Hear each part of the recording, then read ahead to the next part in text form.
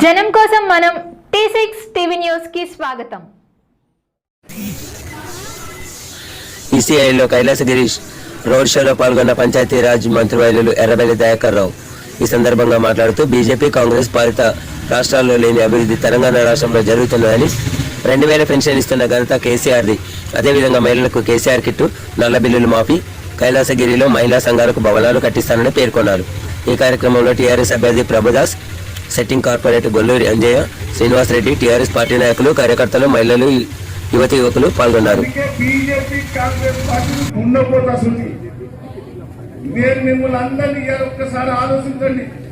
గతంలో ఏ రాష్ట్రంలో బీజేపీ పరిపాలించే కాడ, కాంగ్రెస్ పరిపించే కాడ ఏదైనా గిట్టే పెళ్లి అయితే ₹1,00,000 ఇచ్చింది ఎక్కడ ఉన్నదా? 1000 గుంజేది అయితే 1000 గుంజేది.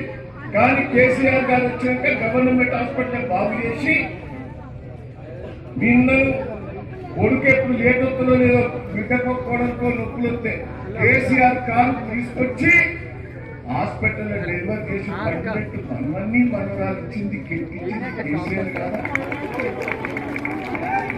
అంతకుముందు అక్కలు సరిగ్గా 2000 ఇచ్చిన తర్వాత